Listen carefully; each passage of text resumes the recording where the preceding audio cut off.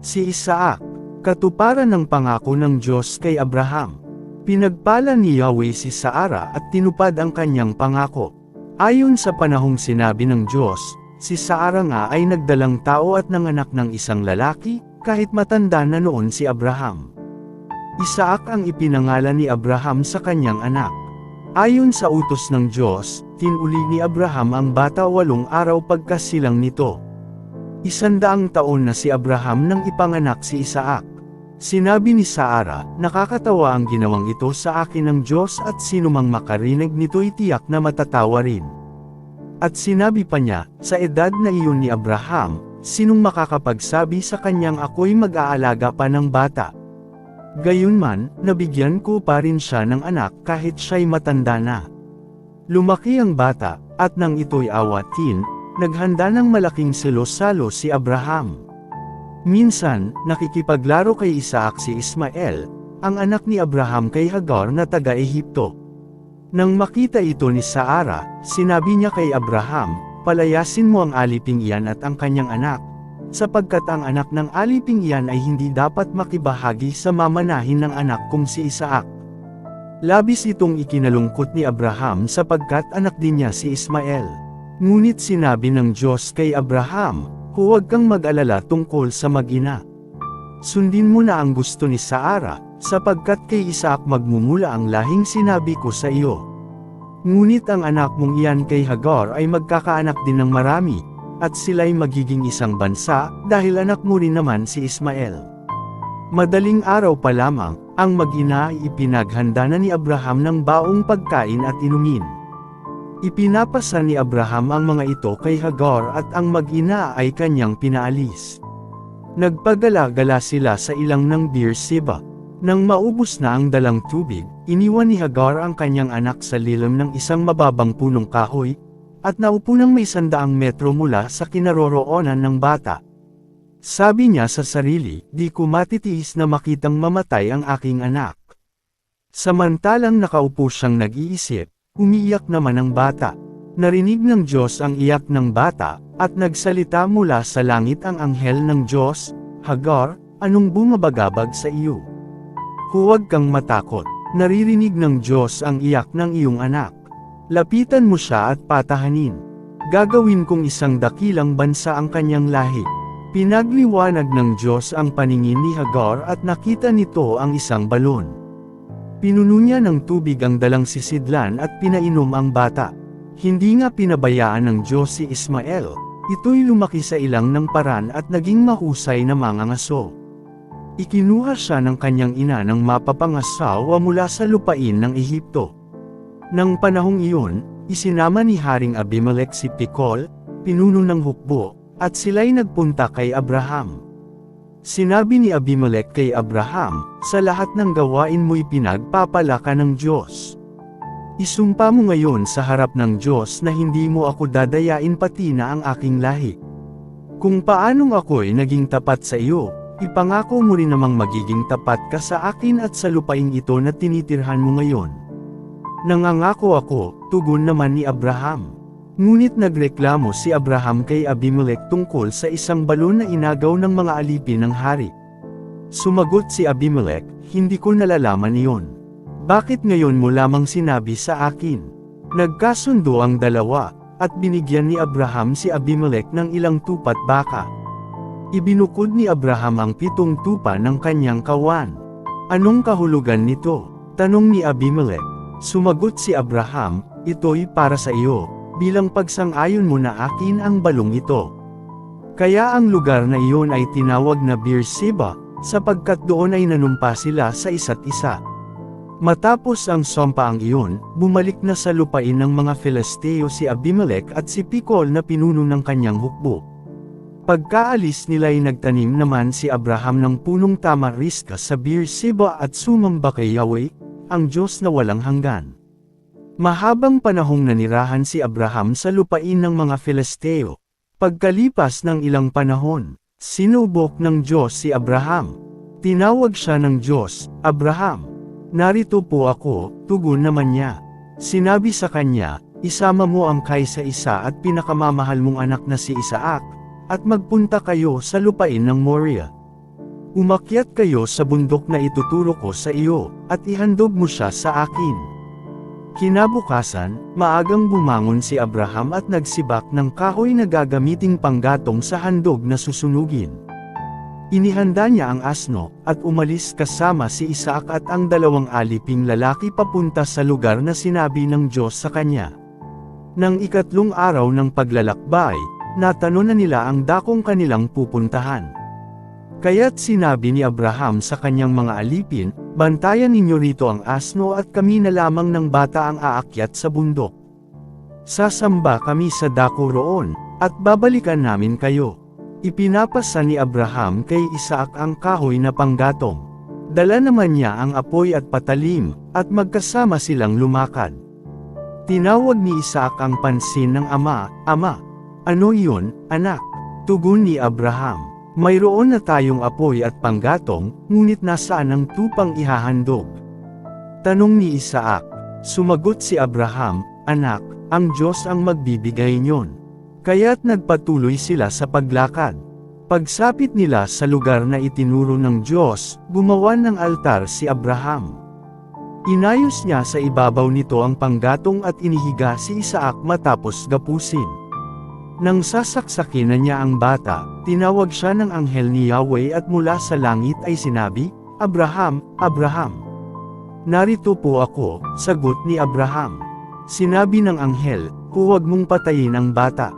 Huwag mo siyang saktan. Natitiyak ko ngayong handa kang sumunod sa Diyos, sapagkat hindi mo ipinagkait sa kanya ang kaysa-isa mong anak." Paglingon niya ay may nakita siyang isang lalaking tupa na ang mga sungay ay napasabit sa mga sanga ng kahoy. Ito ang kinuha ni Abraham at inihandog sa halip na ang kanyang anak. Kaya't ang lugar na iyon ay tinawag ni Abraham na, "Si Yahweh ang nagkakaloob." At magpahanggang ngayon, sinasabi ng mga tao, sa bundok ni Yahweh ay may nakalaan. Mula sa langit, nagsalitang muli kay Abraham ang anghel ni Yahweh, "Ako'y nangangako sa pamamagitan ng aking pangalan, Yahweh. Sapagkat hindi mo ipinagkait sa akin ang kaysa-isa mong anak, pagpapalain kita.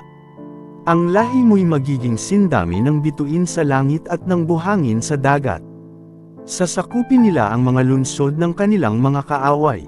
Sa pamamagitan ng iyong lahi, pagpapalain ang lahat ng bansa sa daigdig sapagkat sinunod mo ang aking utos." Binalikan ni Abraham ang kanyang mga aliipin, at sama-sama silang umuwi sa Beer-sheba. Nabuhay si Saara ng 127 taon. Namatay siya sa lungsod ng Arba, na tinatawag ding Hebron sa lupain ng Kanaan. Ito'y labis na ikinalungkot ni Abraham. Sandaling iniwan ni Abraham ang bangkay at nakipag-usap sa mga Heteo. Pakiusap niya, "Ako'y isang dayuhan at nakikitira lamang sa inyong lupain. Kung maaari, pagbilhan ninyo ako ng lupang mapaglilibingan sa aking asawa." Sumagot ang mga Heteo, "Kinikilala ka naming isang dakilang pinuno, pumili ka na ng lugar na gusto mo para paglibingan sa iyong asawa. Ikalulugod namin na ibigay sa inyo ang bahagi ng inyong mapipili." Bilang pasasalamat, yumuko si Abraham sa harapan ng mga tao at sinabi niya, "Kung talagang hindi kayo tutol na dito ko ilibing ang aking asawa, tulungan ninyo akong makiusap kay Ephron na anak ni Zohar. Nais kong saksihan ninyo ang pagbili ko sa yungib na nasa tabi ng kanyang lupain sa Makpela, upang ito'y gawing libingan. Babayaran ko siya sa hustong halaga." Nagkataong si Ephron ay kasama ng nagkakatipong mga Heteo sa may pintuan ng lungsod. Kaya, sinabi niya kay Abraham na naririnig ng lahat, "Hindi lamang ang yungib, kundi pati ang lupang kinalalagyan nito ay ibinibigay ko na rin sa inyo upang paglibingan sa inyong asawa. Saksi ko ang lahat ng naririto." Muling yumuko si Abraham sa harapan ng mga naroroon, at sinabi niya kay Ephron na naririnig ng lahat, "Kung maaari pakinggan mo ako. Bibilhin ko ang buong lupain. Tanggapin mo ang tamang kabayaran upang mailibing ko roon ang aking asawa." Sumagot si Ephron kay Abraham, 400 pirasong pilak po ang halaga ng lupa. Huwag na nating pag-usapan, basta't paglibingan na ninyo. Nagkasundo sila. Sa harapan ng mga tao'y tumimbang si Abraham ng halagang 400 pirasong pilak, ayon sa halaga ng salaping umiiral noon sa pamilihan. Kaya't ang lupang iyon ni Ephron sa Macpela sa silangan ng Mamre, pati na ang yungib at mga punong kahoy sa paligid nito ay naging pag-aari ni Abraham. Sinaksihan ito ng mga Hitong dumalo sa pagpupulong na iyon sa may pintuan ng lungsod. At inilibing na ni Abraham si Saara sa yungib na iyon sa Macpela, silangan ng Mamre, sa lupain ng Kanaan.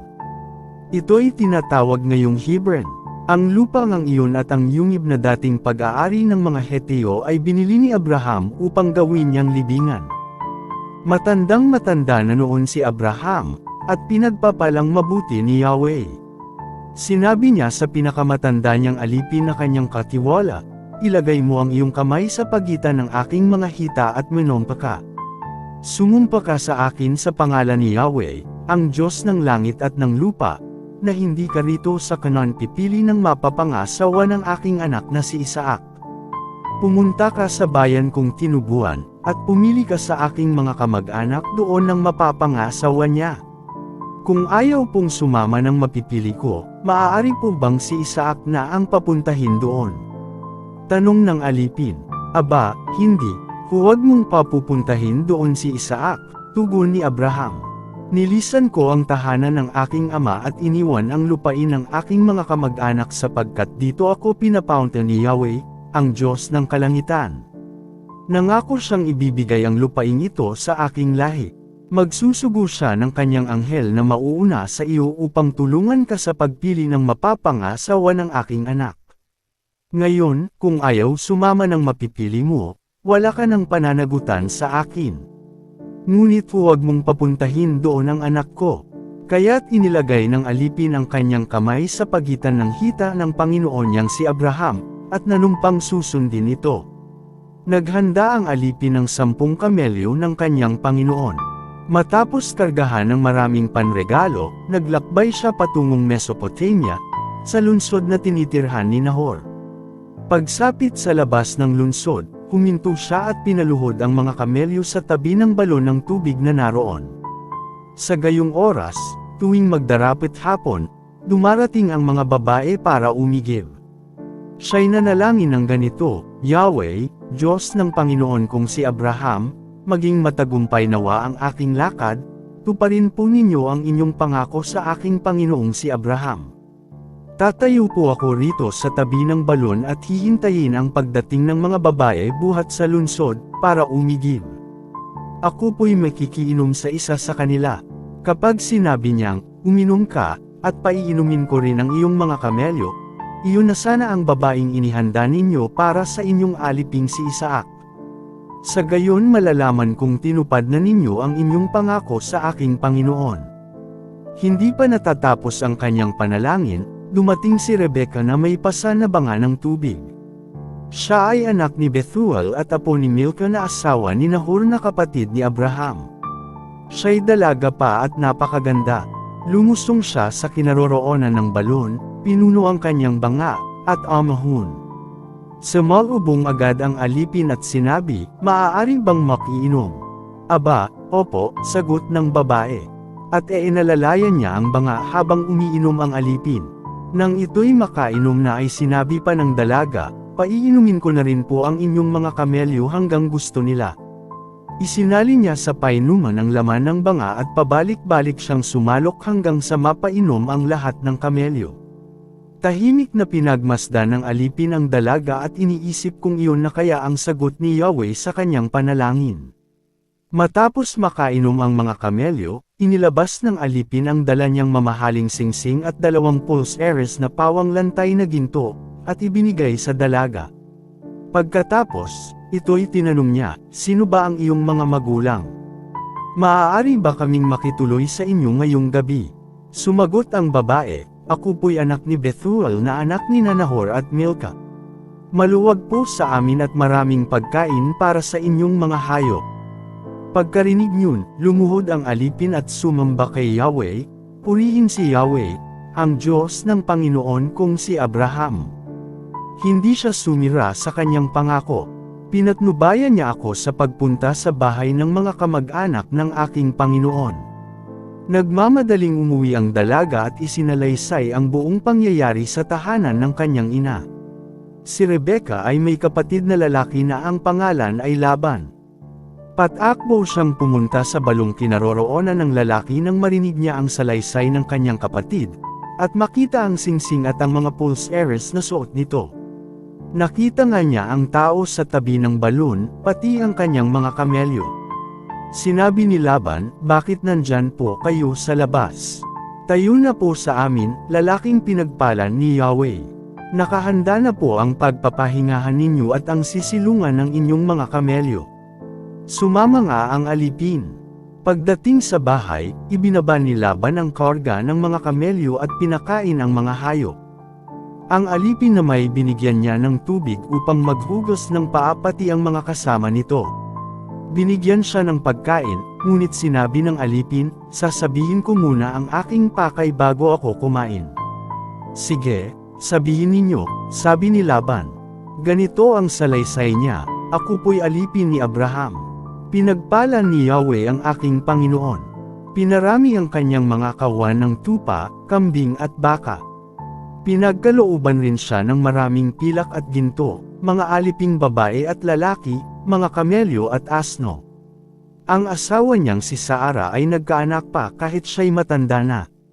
Ang anak na ito ang tanging tagapagmana ng kanilang kayamanan. Ako po'y pinanumpa ng Panginoon kung si Abraham na hindi ako kukuha sa Kanaan ng mapapangasawa ng anak niyang ito. Dito po niya ako pinapunta sa mga kamag-anak ng kanyang mga magulang upang ihanap ng mapapangasawa ang kanyang anak. Tinanong ko po siya ng ganito, kung ang babaeng mapili ko ay hindi sumama sa akin, ano po naman ang aking gagawin? Ang sagot po niya'y sasamahan ako ng anghel ni Yahweh upang magtagumpay sa aking lakad. Dito raw sa angkan ng kanyang ama ako kumuha ng mapapangasawa ng kanyang anak. Iyan po ang utos sa akin. Ang sabi pa niya sa akin, kung sundin mo ito, natupad mo na ang iyong tungkulin. Kung tanggihan ka naman ng aking mga kamag-anak, wala ka ng pananagutan sa akin. Pagdating ko po sa may balon kanina, ako'y nanalangin ng ganito, "O Yahweh, Diyos ng Panginoon kong si Abraham, panagumpayin mo ang aking gagawin." Tatayo po ako sa may tabi ng balong ito at kapag may dumating na dalaga upang umigib, ako'y makikiinom. Kapag ako'y pinainom pati ang aking mga kamelyo, iyon na po sana ang pinili ninyo upang mapang-asawa ng anak ng aking Panginoon.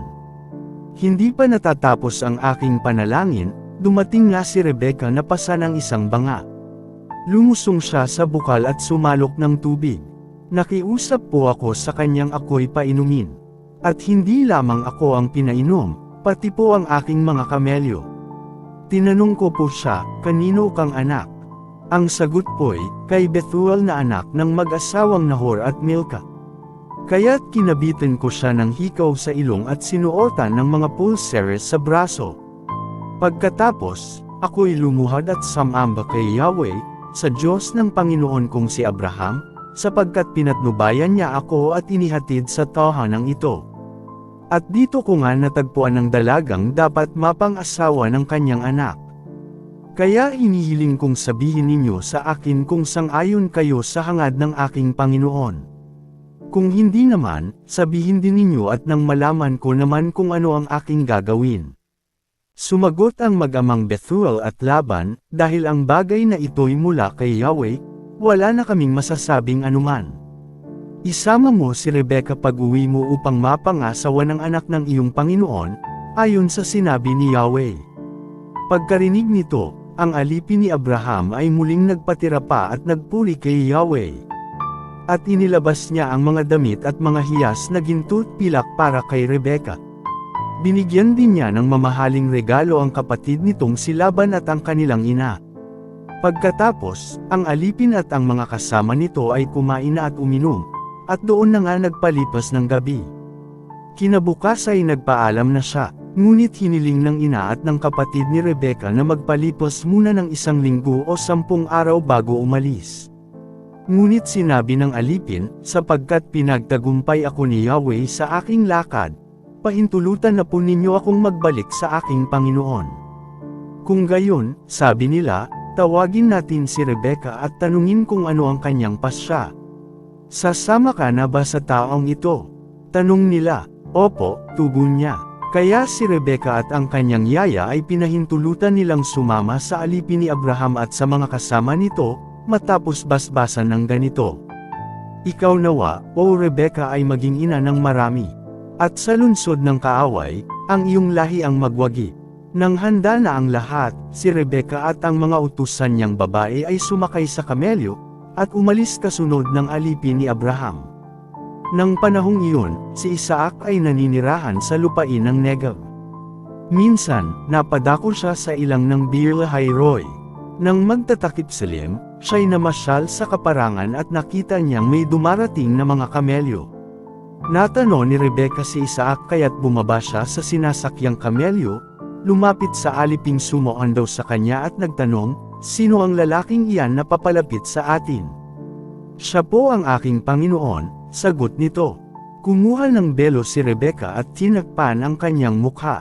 Isinalaysay ng alipin kay Isaac ang mga ginawa niya. Pagkatapos, dinala ni Isaac si Rebecca sa tulda ni Sarah na kanyang ina at ito'y naging asawa niya. Minahal ni Isaac si Rebecca at siyang naging kaaliwan niya sa pagkamatay ng kanyang ina. Si Abraham ay nabuhay ng 175 taon. Matandang-matanda na siya nang mamatay. At inilibing siya nina Isaac at Ismael sa yungib ng Makpila sa silangan ng Mamre, sa parang na dating kay Ephron, anak ni Zohar na Hetiyu. Ang lugar na iyon ang binili ni Abraham sa mga Hetiyu at doon sila nalibing ni Sarah. Pagkamatay ni Abraham, pinagpala ng Diyos si Isaac. Doon siya tumira sa Beer-lahai-roi.